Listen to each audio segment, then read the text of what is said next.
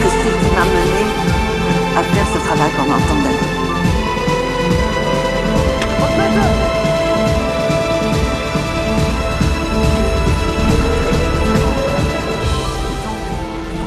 Qu'est-ce que c'est?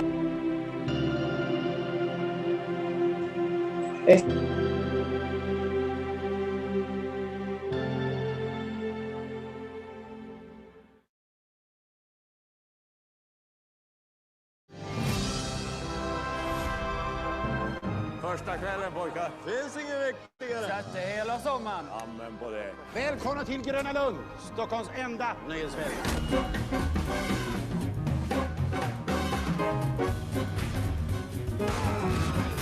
Vad fan är det som händer?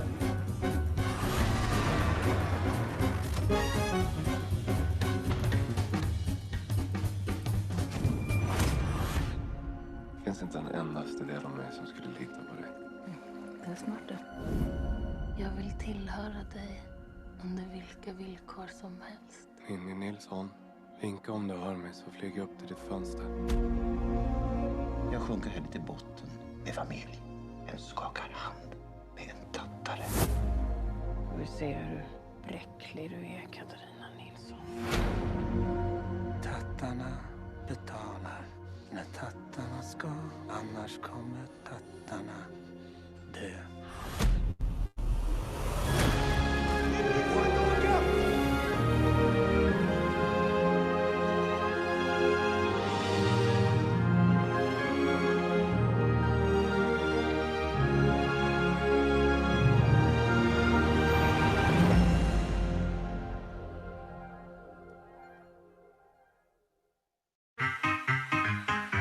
Ladies and gentlemen.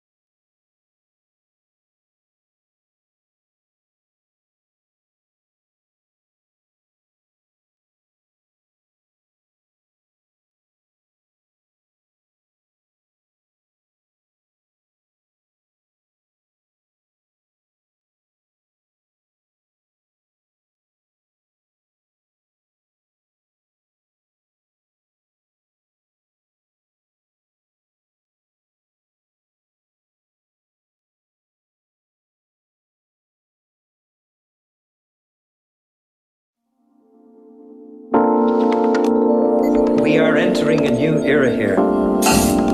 The first mood-lifting, antidepressant happy plant. We want rebel music, street music, music that breaks down people's fear of one another, music that knows who the real enemy is.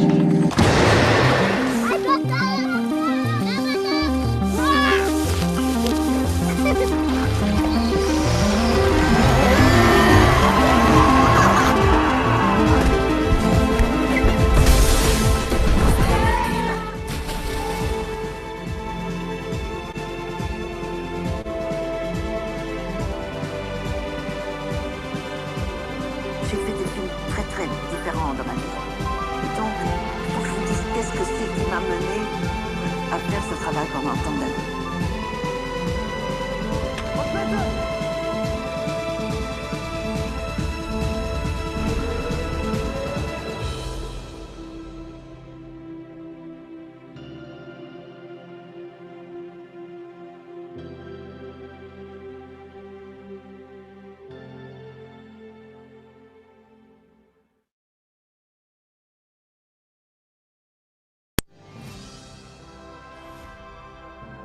Första kvällen pojkar. Finns ingen viktigare. Satt det hela sommaren. Amen på det. Välkomna till Gröna Lund, Stockholms enda nöjesfält.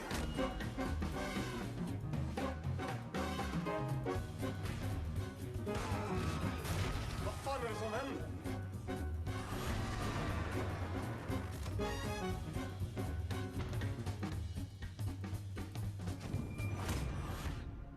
Finns inte en endaste del av mig som skulle lita på dig. Det är smart det. Jag vill tillhöra dig under vilka villkor som helst. Ninni Nilsson, vinka om du hör mig så flyger jag upp till ditt fönster. sjunker här till botten med familj. En skakar hand med en tattare. Vi ser hur bräcklig du är, Katarina Nilsson. Tattarna betalar när tattarna ska, annars kommer tattarna dö.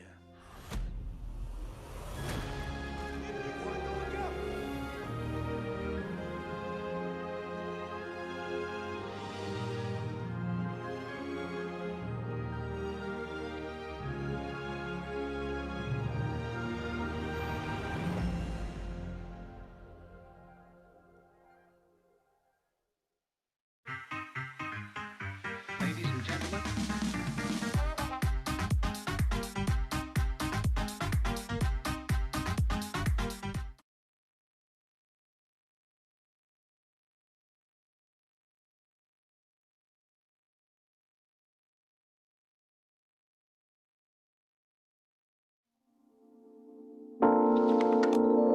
We are entering a new era here. The first mood-lifting antidepressant happy plant. We want rebel music, street music, music that breaks down people's fear of one another, music that knows who the real enemy is.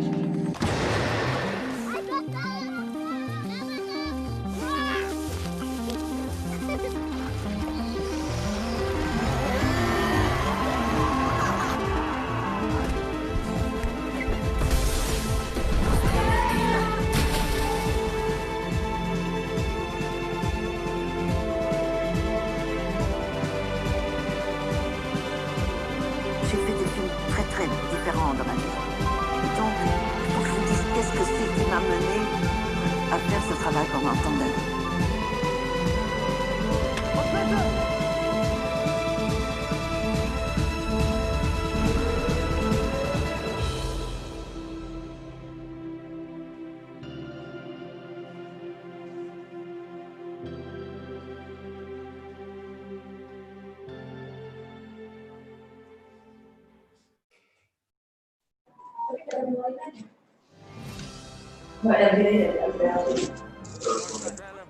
Finns inget viktigare. Hela sommaren. Välkomna till Gröna Lund, Stockholms enda nöjesfält.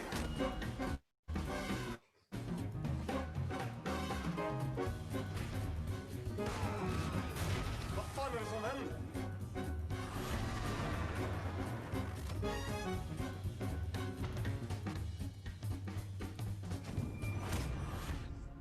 Finns inte en endaste del av mig som skulle lita på dig. Det är smart det. Jag vill tillhöra dig under vilka villkor som helst. Ninni Nilsson, vinka om du hör mig så flyger jag upp till ditt fönster. Jag sjunker här till botten med familj. En skakar hand med en tattare. Vi ser hur bräcklig du är, Katarina Nilsson. Tattarna betalar när tattarna ska, annars kommer tattarna dö.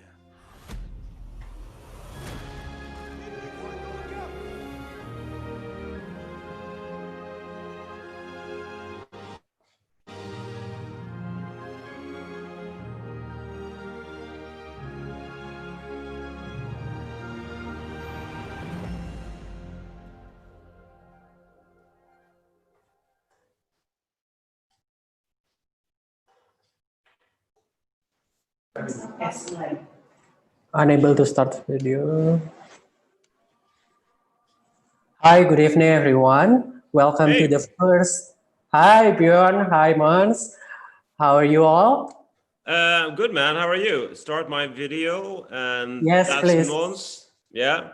Måns, hi, Björn. Welcome to the first film talk in Europe on Screen. And I think our audience just reeling from the first screening of the film. We just started the screening, I think 2.5 hours ago. And it has been chosen as the opening film for our festival this year that is going virtually. But just before we start, let me say something to our audience. Hi, audience. Welcome to the first film talk. Before we start, just let me explain some of the rules during this session. keep in mind that this session is being recorded and is broadcasted live on YouTube at the moment as well.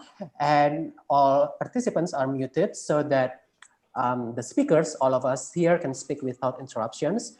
We also activate the Q&A box in the Zoom below, so you can type your questions and we will answer your questions during the Q&A part later on. And the session will be conducted in English. And so, yeah, let's start by the introduction. Perhaps you can say hi and introduce yourselves to our audience in Indonesia here.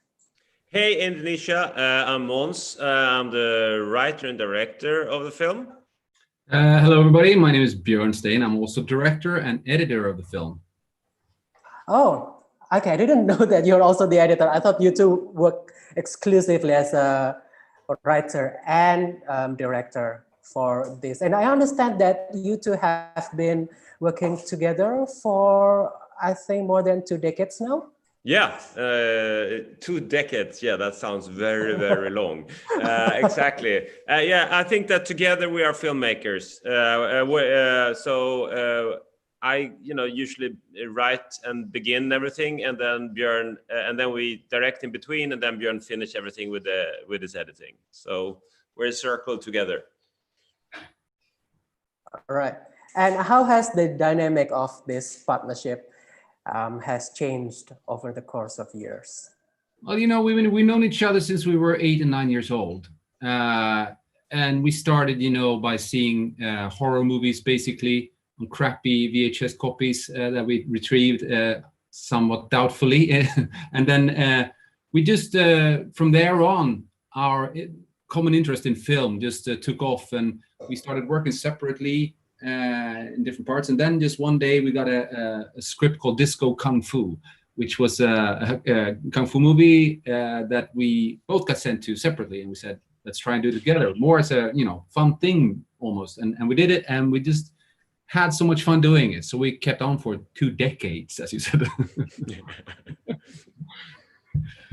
And yeah, when I watched Swoon for the first time, it was in European Film Market in Berlinale last year, and I was impressed with the details of the film. And you mentioned that you grew up watching genre films, but were you also, interested in period pieces, musical, fantasy when you grew up? Yeah, I think that I think we are devourers of good film in the same way that Scorsese loves every kind of film.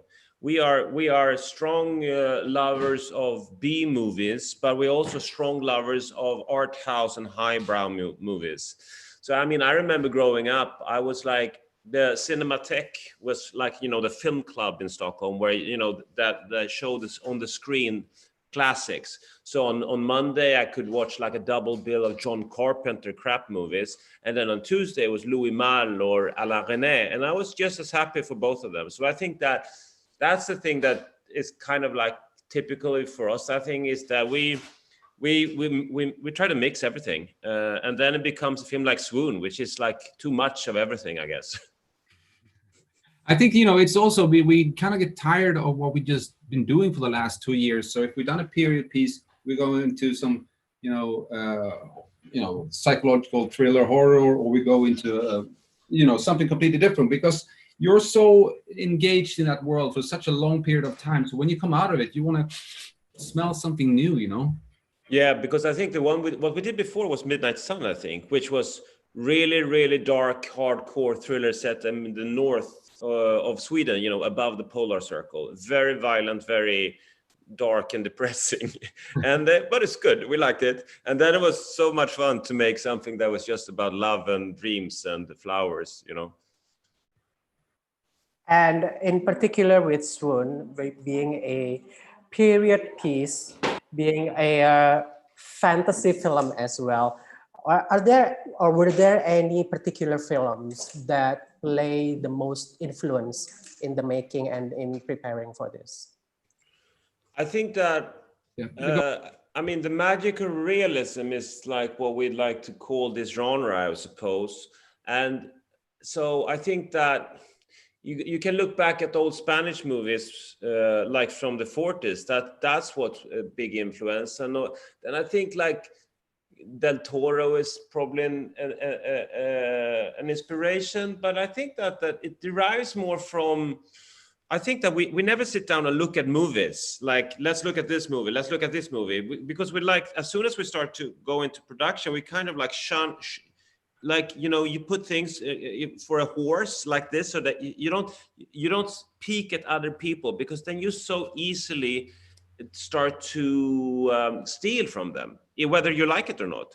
So I think that the inspiration first and foremost comes from music and art, paintings and so on, rather than music. I mean, like the magical realism is a literature thing that I think almost some of the Spanish writers says that it's actually began here in Sweden.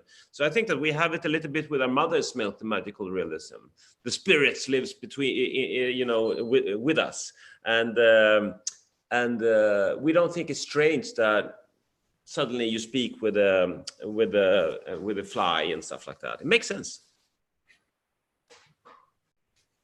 Björn, any other things you want to add? You know, what it is as you say, you kind of put these blinders on, but then again, ideas and inputs have been there all around, you know, all the way you grew up, and then you go through my filter, and then you go to Måns's filter, and something new comes out. I mean, I think that's the way everything is created. It's an interpretation of existing stuff.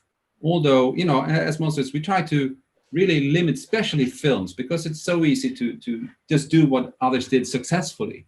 So and therefore we try to put, if anything, it's from other art forms, just to kind of translate music into images, for example, or paintings, those ideas, and try to, you know, convey them into something else. And since you two mentioned about music and how distinctive the music in the film is, and I remember I was surprised to listen to You Give Love a Bad Name when I'm not around in the film. And what surprised me is that this modern music turned out to fit perfectly well to the setting of the era. So perhaps if you can elaborate more on the selection of the music, because if you want to pay tribute to an homage to pop culture, you have so much to choose from. And how is the process like that you eventually narrow down to these songs? Long. It's very it's very long. It's very long. But, and also, I think that it's like everything. It comes down to all the songs fits because they're all arranged in a 40s kind of setting, even though that they are pop songs from today or rock songs from like the 90s or 80s. The thing is that one choice that we didn't want, that we took early on, was that we're not going to have pop songs that are just perfect as they were in that arrangement, because that will stick out, we thought. So that's to turn them into our world, our sound was an early decision, I suppose. Yeah, and I think, I mean, if somebody were to ask me when I was 20, 22, or some more sensitive age, they said, you will have a Bon Jovi song in your film when you... you will open up your movie with a Bon Jovi song. I would have been really offended, because I was not a big fan of Bon Jovi at the time.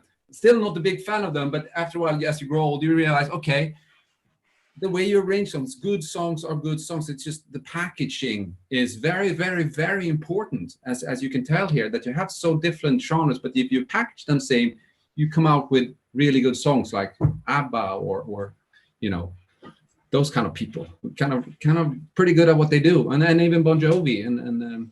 But I think also the Bon Jovi song is like, I wouldn't go as long as I would call it a good song, but the thing is that it's a fun song, and it's like. And I think that from an early start, you really tell people that it's going to be fun, you know, because we have a Bon Jovi song as in a 40s kind of arrangement. So I think that from an early start, we wanted to communicate to the people in the audience that it's going to be a fun ride. And I imagine that the clearing rights for the music has been, I don't know, easy or more difficult than you expected? No, but it's been everything. It's been from, you know, the ABBA song was actually me going out there to at home to Björn's house, sitting in his kitchen, talking about pop music and blah, blah, blah, and see how we can fit them in. They didn't really fit into the story in a way, but then we just asked, well, can we have a song? And they said, yes, that's the easiest way. And then, for Halo, I mean, Måns wrote an excellent letter to all the creators, and it was no, and then finally it made its way, it's like, I must say that if you have any aspiring filmmakers out there in the audience, it's like so it's Halo, Beyonce, which is, of course, we're a Swedish little movie. Of course, we can enjoy fucking Beyonce, But then you write a letter and you say it's a story about these Finnish war kids and how important it is to spread love, blah, blah, blah. It's not blah, blah, blah, but you write from your heart and you beg them to please, can we use this song? And then, of course, they said, not of course, but it said, yeah, sure, we had to pay for it, but not as much as, an American movie would ever pay. And I think that everything is possible, if you just if you don't give up, even getting songs like that. Yeah, and then we had Sara Larsson and J. Johansson, which we managed to get into the visuals as well, which also I thought was fun because they're very good creators as well. So in total, how long was the making of the film from the start to finish?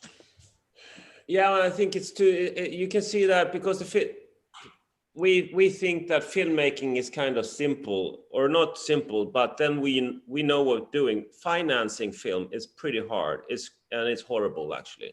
It's really, really horrible because you don't know, and you sing and dance for 3 or 4 years. That's how long until you get the money. And it's strange because every time you speak to these people and you want their money, it feels like you're cheating. It feels like you're lying, but you're not. But it feels like you want their money, and in the end, hopefully, you get the money. So that period of time is so hard to describe because sometimes that could happen really fast, or it can take 3 or 4 years. So then, from we got the go, then I think we had a pre-production time of like 2 months, maybe. We had a really short shoot. I can't remember, 28 days, Björn? 31 days, I think it was in the end. Huh? 31 days, I think it was in the end, which is really short for how it looks. But, I think in the end, a movie takes a year, the kind of production of it, I would say, as a rough ballpark. Yeah. Then the longer part of the movie is making movies, is the financing. That can take 5. Even Clint Eastwood had 5 years for Unforgiven. He had to fight for that. We had to fight a couple of years for this. So that process is a hard and tough one, which you will, separate people who wants to work with film and people who cannot bear that process, because it's very demanding, and if you can bear that, then you've earned the right to do that kind of film. Wow, yeah, that's very long. And I would like to remind our audience again, you can ask questions in the Q&A box below. We have already some questions that we can answer later, but since you mentioned that the film took very long to make. I would like to know, since the film was released earlier in 2019 and now we are almost at the end of the 2020, how has the reception been so far? I think it was okay. It was every time you make a movie or a TV series, you want to change the world, right? Otherwise, there's no point of making the movie. So you want to change the world, and you want it to become an instant classic that film students all over the world study forever. That's the reason why that's one of the main things. So I think that we, of course, I think we were a bit disappointed in that the film didn't do well in Sweden. It went okay, but it didn't do as well as we thought. We made a lot of people happy. You can tell by just reading Twitter and blogs and stuff like that. You can see that, well, I made that person a happy person today, and that's a good feeling. But always, the thing is that I think that the recognition that you want is not about money and it's not about fame. It's that you want to reach as many as possible because you work in the mass medium. So you want as many people to see your stuff, So that's, I think, happy with the film, very happy with the film, but not super happy with the outturn. Or what do you say, Björn? I think, I recently saw a list on 20 failures at the box office, where 18 of them were kind of my favorite movies. And that's Fight Club, and it's Alien, and it's there's a lot of great Blade Runner movies that we all think are super successful. I'm not putting our movie in that bubble. Maybe I am, but sure. but it's still so much has to do also with timing. When we go, you had when it goes up, what's happening around it, what's the world like, and also the cinema situation. The competition from television is so fierce now, and I think cinema really has a battle to fight now with also this situation we're in right now. But hopefully it will create this surge and lust for going back into the cinemas again, I think, with the situations around. So maybe it can have a positive backlash out of this, keeping us out of the cinemas really right now. But there are a lot of factors that come into play when you release a movie. Mm-hmm. And I understand, looking at your filmography, that you've actually worked in Hollywood as well and in Sweden. Do you think the kind of film like Swoon can only be made in Europe but not in Hollywood anymore? Good question. I think I think it could be kind of made, but it's so many. The type of film can be made, but not the decisions within the film. They're quite European, I think, probably. We've realized that we are much more European than we think we are. We think we're world citizens, but we turn out to be Europeans and Swedes when we do our stuff. We are so influenced by everything daily, through media. But at the end of the day, it's a genre and a type of film that could be made there, but all the peculiarities wouldn't probably come out in the same way, I think. I'm sorry. I think it's time for us to answer some questions. The first one is congrats for the opening of Europe on Screen 2020. I would like to ask, is there any inspiration for the fashion mood that you choose for Swoon, especially the scenes where both of them having a duel in the woods where she looks like Björn meet Princess Leia? Oh, that's great. I mean, the costume designer is from Iceland. So Björk is very good to say that. And I remember the first meeting, I went to Iceland to meet Magga. Magga is our costume designer. She was fantastic. And one of the first things she said was, she was quoting Vivienne Westwood. And she said, "When in doubt, add." And I was like, yeah. You will be our girl, because that's what we love. It's better with too much than not enough, So I think that one of the big inspirations for Magga was Vivienne Westwood. Another inspiration was actually a Swedish guitar hero, Yngwie Malmsteen, who at an interview said, people come up to me and say, play, you play so many notes, play less, and he says, less is more, and he says, less is more. How can less be more? More is more, and that's kind of the approach we had on this film. More is more. We just wanted to add and have fun with it. Yeah, but then in the end, it's like we had we wanted Magga in the costume to use different times. Everything shouldn't be 40s, but if we use 60s kind of clothes, then it should look like it fitted the 40s. So we didn't want to have, it is a mix and in the styles, but we wanted to create our kind of 40s, I would say. But I mean, I think to answer the duel scene, I think it's also, there must be some kind of a Ryan O'Neal moment in there from Barry Lyndon, I would guess. If I go back in my head and see, because that's the light there, not maybe so much the costume though. Yeah, there is a 17th century feel to it. No, because but also Magga was working so hard with our makeup designer, who also was really out there with her hair and her makeup all the time. That was, I would say, very modern. Yeah. Yeah. But he's modern fashion. Yeah. No, so it's not, it's amalgam of lots of different stuff. Yeah. Yes, Barry Lyndon was actually what came to my mind when I look at the clothes, from certain scenes in the film. And Another question is, sorry, how close was the depiction of the story in the film compared to the true story? Did you get in contact with their descendants? Oh yeah. We heard the story. The funny thing is that this is a Stockholm story, right? That not many people knew about. Now everybody knows about it, but not when we heard it. Nobody knew about it except for some old timers. So what we managed to do was that we got to get, because John and Ninni are today dead, but their children are alive, and they're between 65 and 80. So we went down to Djurgården, which is one of the islands here in Stockholm, and which is our green island with just the trees and everything. It's like where they have Jewel. Yeah, the same island actually where the Gröna Lund, the amusement parks in Nesötet are. The same. Yeah. Yeah, and then we just had a couple of lunches with them, and just they told us as much as they could from their childhood and what it was growing up on, and how the fight between these two fun fairs were. And we took that and wrote a very subjective version of it. And I remember when I sent it to Nana, who is the youngest daughter of the John and Ninni, I was asking for forgiveness because to her, and I said, I'm really sorry because there's a lot of things that are not true here, that is completely made up. So it's not a documentary we're making.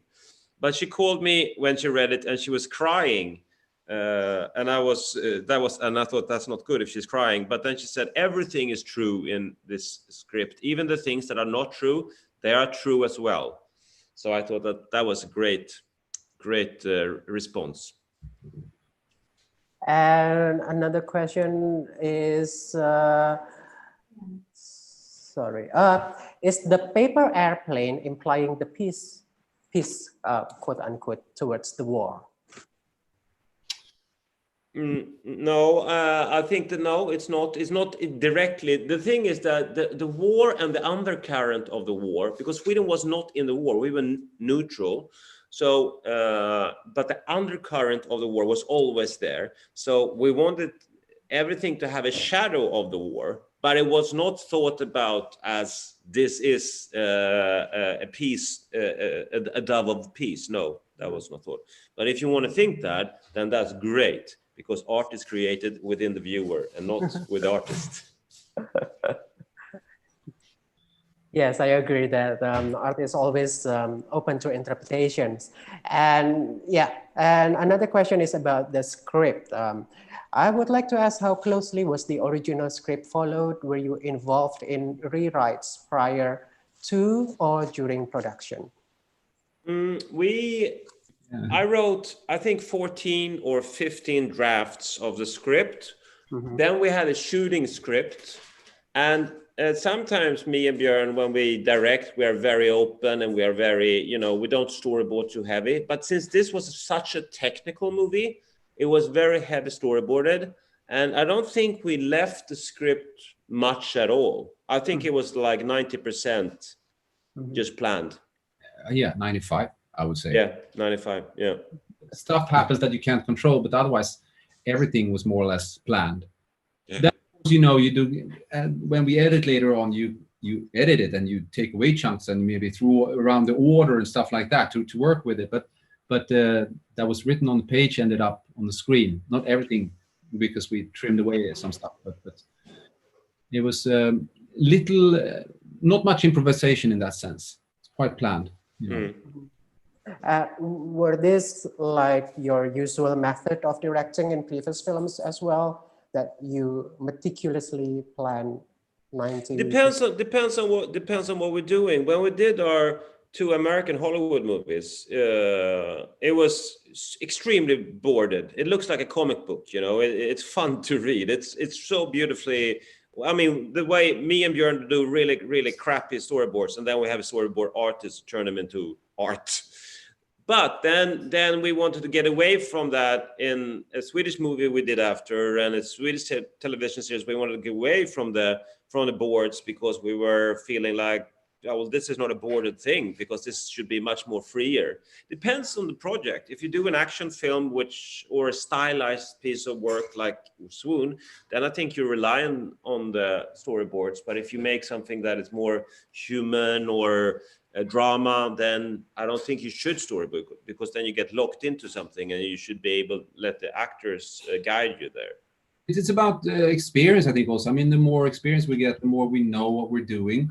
But the thing with storyboarding is that you want to be able to create those magical things. And if you don't have those tools with you or around your book that day, then you can't do it if you come up with it on the day. So it's about, it's different minds that are working in that sense. You want to create some movie magic, if you will, then you plan it more to be able to execute it, especially shooting in 31 days, this kind of film. It's very crucial to really know what you're doing. Whereas, as Måns said, the other ones where you have a lot of actor-oriented scenes, it's not really that idea to board everything. Okay, another question is about your collaboration. Some parts of this question have actually been answered, but there are some others. Like, I'm very interested in hearing more about your long-lasting collaboration. Do you consciously try to find or invent projects that you can work on together, or do you tend to let things flow more organically? I think that we are really bad at picking a career. We have never planned anything. It just fucking happens. What happens? I think that the excellent choice by that was that we said once, maybe it would be fun to make a really, really big action movie, like a Marvel movie, And then the film Underworld Awakening came along, and we realized this is probably the only big action film we're going to make, because it's very gothic, and people know that we can do gothic stuff. So that we made that movie, and it was extremely successful. Rich people got very much richer, and everybody was happy, and even the fans were very happy, and agents. yeah, and the agents were very happy. And then they said, so the next step for you guys now should of course be to make a Marvel movie, and since you're Swedes, we think you should do Thor. And we were like, but no, we are so tired of ultra violence and green screen and blue screen and all that. We just want to go home to Sweden and shoot a film about a musician that we like, with all these wonderful unknown actors. And our agents thought, what, are you fucking nuts? Said, no, but that's what we want to do. And I mean, so that's what we always did. We always picked what felt good to the heart. And that is really bad for your career, but it's good for your heart.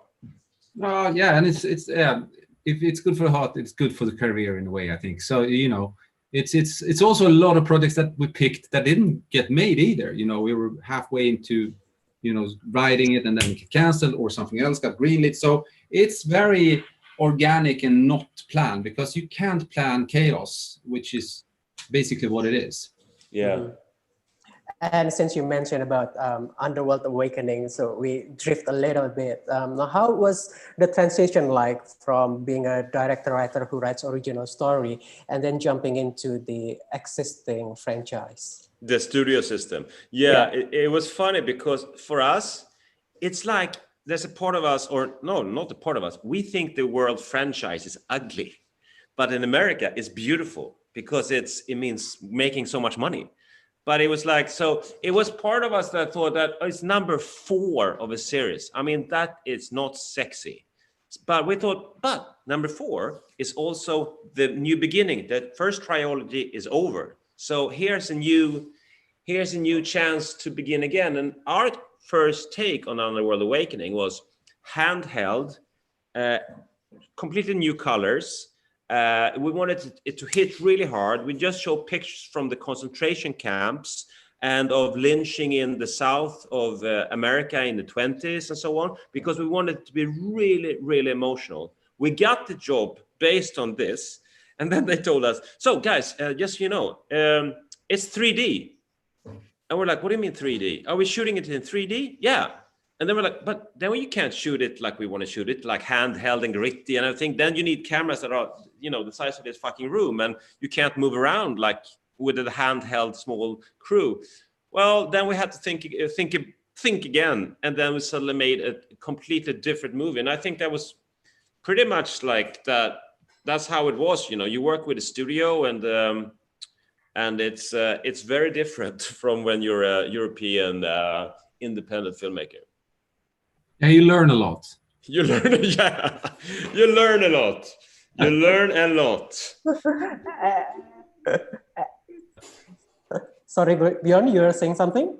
Interesting, it's the word. You know, it's a specific LA word. Oh, that's interesting. Means.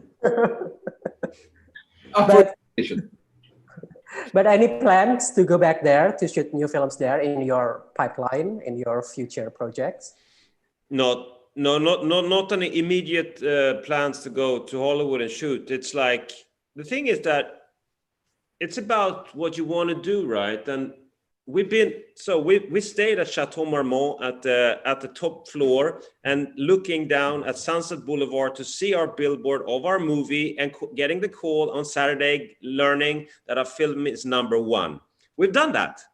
So we don't have to do that again, you know, but that's a big driving force in you, that you want to do that. So I think that what's really wonderful about Hollywood is that the muscles, it's so wonderful to be able to make films where people does nothing but make films.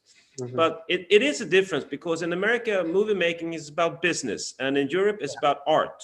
And those things are completely different. So we're not shooting for it to go to LA, but right project comes up, you never know. It's about the content of the script. That's where it's all about. If it's a good script, it's a good script, and you take a look at the situation and see what does this mean, and then so probably next one will be in Hollywood, just because we don't think so, because it's chaos, everything, as I said. It's hard to plan, but it's not a calculated pathway. Okay, and now we have, it turns out we still have a few other questions that we need to answer. Going back to Swoon, actually. This question is about the obstacles during the making of the film. We already discussed about financing, but other than financing, are there any memorable obstacles in making Swoon?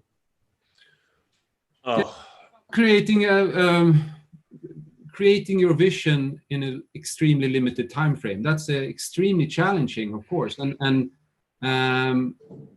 also the financing, but also convincing this is the way to go to all the financiers. Again, we come back to the financiers, but it's a big part of getting to do your vision, and that's the hard thing. It's also, of course, hard when it's raining, when somebody gets a concussion and we have to replan everything because they got hit in the head.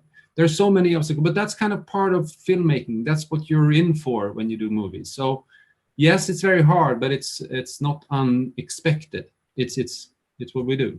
Yeah, and I think that's for all your filmmakers out there that are listening right now. That's the main thing. I think you're gonna get so many lemons, and you gotta have to be able to make the lemonade.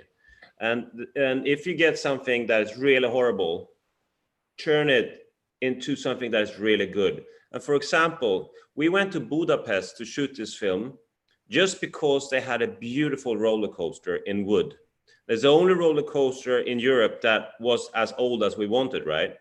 Turns out that this fucking roller coaster is owned by the mafia, and they wouldn't let us shoot 3 weeks before we started shooting it.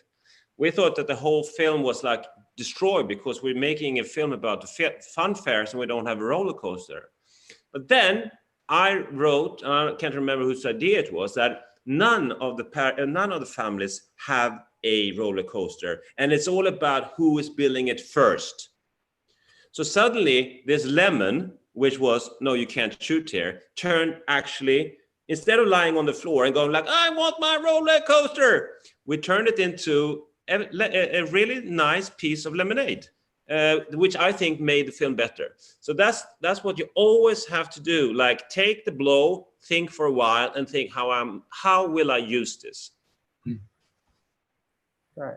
So for example, sorry, I mean, if somebody cuts you 10 days of shooting, okay, that's fucking horrible. But then you tell the producers, so less control from producers, then more control of us. That turns out to be a good thing, So yeah. Yeah, so always expect the unexpected then. Yeah.